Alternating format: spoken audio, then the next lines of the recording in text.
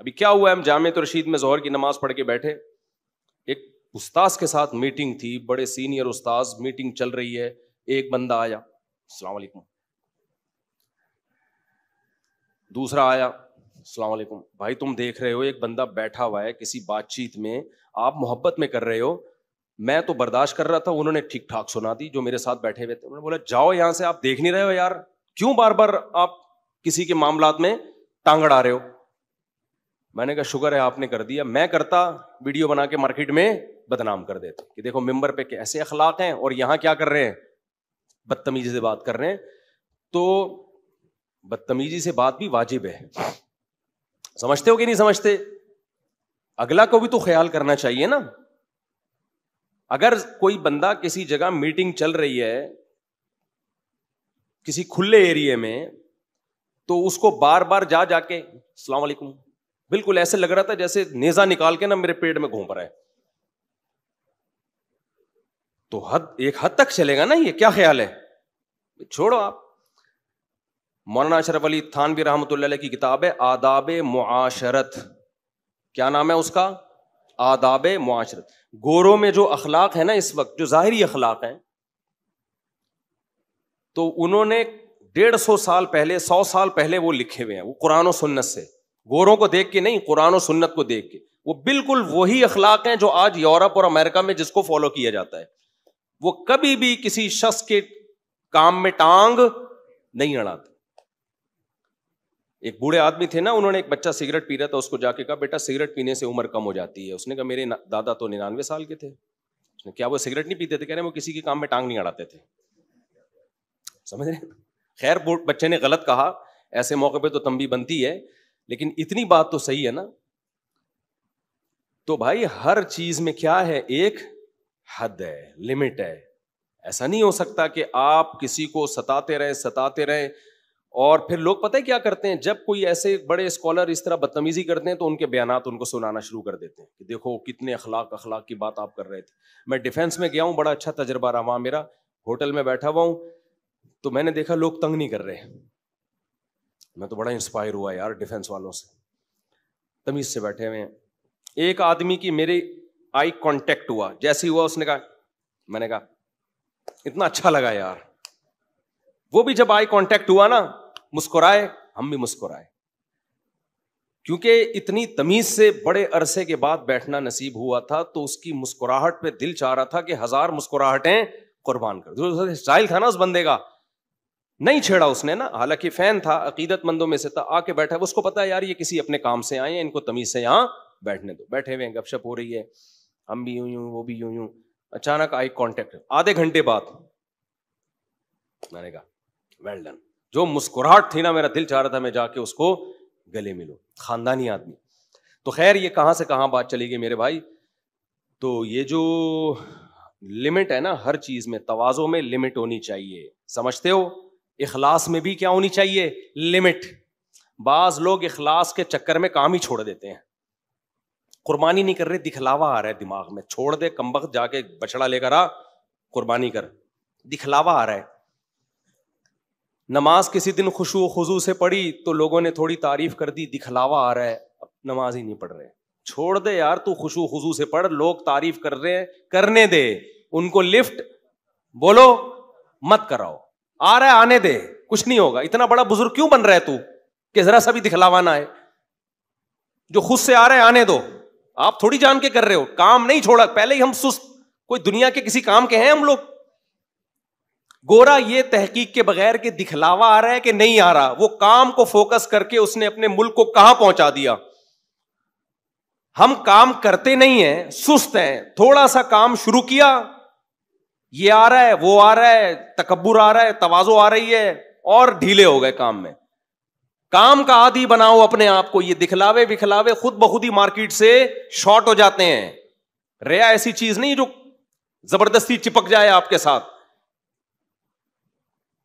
اگر یہ دکھلاوا, اس کو دکھلاوا بولتے تو نبی صلی اللہ علیہ وسلم کیوں صحابہ کی تعریفیں کرتے کہ تم یہ اچھا عمل. حضرت ابو ہریرہ نے کہا یا رسول اللہ, میں جب کوئی نیک عمل کرتا ہوں لوگ میری تعریف کرتے ہیں, مجھے خوشی ہوتی ہے, کیا یہ دکھلاوا ہے؟ فرمایا نہیں, یہ آخرت کی کا بدلہ بعد میں ملے گا, نیکی پر یہ دنیا میں اللہ کی طرف سے بدلہ ہے کہ لوگ تعریف کرتے ہیں. لوگوں کی تعریف, لوگوں کے دل میں محبت, یہ بھی تو ایک نعمت ہے نا. ابے کیا ہو گیا, دیکھو دنیا کی نعمتیں بھی تو نعمت ہوتی ہیں کہ نہیں ہوتی. ہر وہ نعمت جس سے دل خوش ہو وہ عذاب ہے یا نعمت ہے؟ دیکھو آپ کا جوس پینے کا دل کر رہا تھا, بیگم کریلے کا جوس بنا کے لے آئی, آپ ایک گھونٹ منہ میں گئے, آہا کڑوا, کیا غصہ آئے گا نا آپ کو. اور وہ روح افزا ڈال کے کوئی بڑا اچھا سا شربت بنا کے لے آئی, آپ نے پیا, انجوائے کرنا شروع کیا, یار اللہ کا شکر, بیگم تمہارا بھی شکریہ, تم نے اس میں لیمو بھی ڈال دیا اور وغیرہ وغیرہ, اور زبردست شکر ادا کرو گے نا آپ, اللہ کا بھی اور بیگم کا بھی. اب آنکھ بھی اگر کھوپڑی خراب ہو گئی ہے نا تو پھر پتہ ہے آپ, یعنی مسالہ زیادہ لگ گیا ہے. دنیا کی محبت, دنیا مسافر خانہ ہونے کا مسالہ کیا لگ گیا ہے. ایک تو دنیا مسافر خانہ ہے اتنا جتنا شریعت نے بتائی ہے, آگے بڑھو گے نا. جیسے میں نے کہا نا امریکہ میں اتنے خوبصورت گھر, تو کسی نے کہا آپ ایک طرف کہتے ہیں دنیا مسافر خانہ, دوسری طرف بول رہے اتنے خوبصورت گھر, تو میں نے کہا دنیا مسافر خانہ ہو کے بھی گھر خوبصورت ہو سکتے ہیں, اس میں کون سی ایسی ٹینشن والی بات ہے بھائی. تو مسافر خانہ ہونے کا مطلب تو سمجھو. تو اب آپ کا بیان سن سن کے آپ کی کھوپڑی ہو گئی آؤٹ. جتنا شریعت نے دنیا کو مسافر خانہ سمجھنے کا کہا ہے, آپ تھوڑا اس سے زیادہ سمجھنے لگے.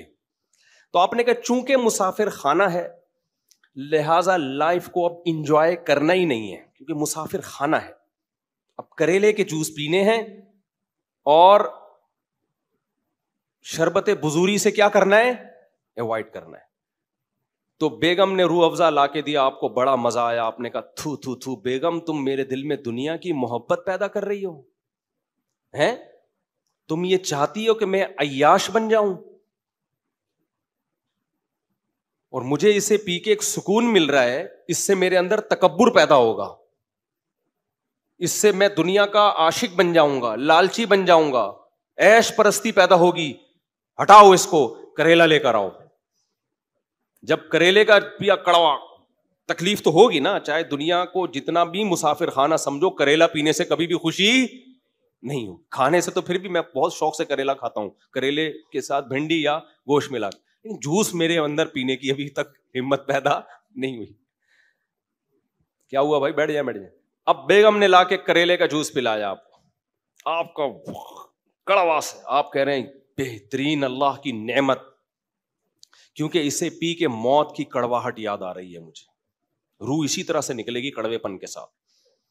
اسے پی کے دنیا کا مسافر خانہ ہونا مجھے سمجھ میں آ رہا ہے. اگر انسان کی بچی ہوگی نا اسی وقت خلا کا کیس فائل کر دے گی وہ. کیا خیال ہے بھائی؟ تو خوب سمجھ لو, آپ نے نیک عمل کیا, لوگ آپ کی تعریف کریں, اس سے آپ کا خوش ہونا یہ نیچرل ہے.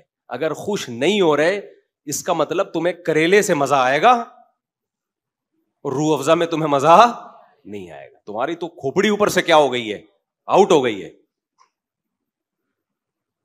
تو نبی صلی اللہ علیہ وسلم نے فرمایا کہ یہ دنیا کی نعمت ہے. جب انسان نیک اعمال کرتا ہے, حدیث میں آتا ہے کہ جب انسان نیک اعمال کرتا ہے, کیا مزیدار حدیث ہے, بڑا مزہ آتا ہے اسے سن کے, تو اللہ تعالیٰ فرشتوں سے کہتے ہیں, جبریل سے کہتے ہیں کہ دیکھو یہ بندہ نیک عمل کر رہا ہے, میں اس سے محبت کرتا ہوں, تم بھی اس سے محبت کرو. تو جبریل اس سے محبت کرنا شروع, پھر فرشتوں سے کہتے ہیں تم سب محبت کرو, فرشتے بھی کیا کرتے ہیں, محبت. پھر اللہ اس کی محبت کو زمین پہ اتار دیتے ہیں, لوگ بھی اس سے محبت کرنا شروع کر دیتے ہیں.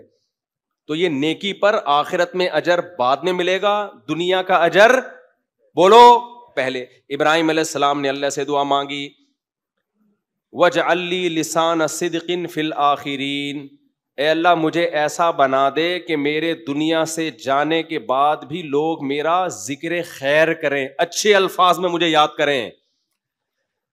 سمجھتے ہو کہ نہیں سمجھتے ہو؟ تبھی تو قرآن کہتا ہے سلام علی ابراہیم, سلام علی نوح فی العالمین, سلام علی الیاسین, سلام علی موسیٰ و ہارون. یہ سارے پیغمبر دنیا سے جا چکے ہیں,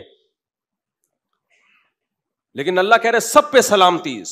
جس پیغمبر کا بھی نام آتا ہے علیہ السلام لگایا جاتا ہے, جس صحابی کا نام آتا ہے رضی اللہ عنہ لگایا جاتا ہے. تو یہ ان کے نیک اعمال کا دنیا میں اجر ہے. تو کام کو فوکس کرنا چاہیے. حج ابھی ہو رہا ہے نا, وہاں بھی بہت سے حاجیوں کو بار بار عجیب عجیب سے وسوسے. بھائی تو فوکس کرو کس کو؟ کام کو. ریا اس وقت عبادت کے عمل کو برباد کرتی ہے کہ جب آپ کے ذہن میں اللہ کی رضا کا تصور ہی نہ ہو, آپ خالصتاً پبلک ہی کے لیے کوئی عمل کر رہے ہیں, کہ اگر پبلک نہ ہوتی تو آپ وہ عمل سرے سے کرتے ہی نہیں. اس کے احکام ہیں, ابھی میرا یہ ٹاپک نہیں ہے, ابھی تو صرف یہ بتانا مقصد ہے کہ ہم میں سے ہر شخص نارمل لائف سے ہٹا ہوا ہے. سمجھتے ہو کہ نہیں سمجھتے؟ تو نارمل بن کے جو زندگی گزارتا ہے, اللہ اسے تکبر سے بھی محفوظ رکھتے ہیں, ریاکاری سے بھی محفوظ رکھتے ہیں, ڈپریشن سے بھی بولو محفوظ. کیونکہ ڈپریشن میں اکثر وہ لوگ جاتے ہیں جو اندر کچھ باہر کچھ اور, اکثر ڈپریشن میں وہ جاتے ہیں کیونکہ ان کو اپنا وہ جو انہوں نے لبادہ اوڑا ہوا ہوتا ہے نا, یا تو پجامے والا لبادہ غریبوں والا, وہ مینٹین رکھنا بڑا مشکل ہوتا ہے. جھوٹ بہت بولیں گے, پھر وہ لوگ باتیں اوٹ پٹانگ بہت کریں گے. جو آدمی پہلے دن سے ہی سیدھی سیدھی بات کر رہا ہو, آخر تک اسی پہ قائم رہتا ہے. سمجھتے ہو؟ اصول ہی ایسے نہیں پیش کرو پبلک کے سامنے جن اصولوں پہ آپ کے لیے خود قائم رہنا مشکل ہو جائے. ایک اور اسکالر ابھی کچھ دن پہلے آئے, وہ بڑی تمیز سے نا انٹرویو ریکارڈ کروا رہے ہیں, تو مجھے اتنی تمیز اتنی ہضم ہی نہیں ہوتی, اللہ بچائے یار, شاید میں بدتمیز ہوں, اللہ خیر کرے, کیا ہو رہا ہے. نہیں, بہت زیادہ تمیز سے کوئی اسکالر بات کر رہا ہوں نا تو مجھے ڈپریشن سے ہونے لگتی. مجھے لگتا ہے کہ اس کو جاؤ انسان کا بچہ بن, سیدھی طریقے سے بتا کیوں اتنا نیک ہے تو, اگر ہے تو اپنا اللہ سے معاملہ رکھنا. اصل میں وہ صحیح ہوں گے, امید ہے, لیکن میں نے اتنے فراڈیے دیکھ لیے ہیں نا, تمیز والے اتنے فراڈیے دیکھ لیے ہیں کہ مجھے تھوڑا سا وہ خفقان قلب ایک بیماری ہے, تھوڑی گاڑی اردو ہے, تو مجھے ہونے لگتی ہے ان سے کہ ڈرامہ نہ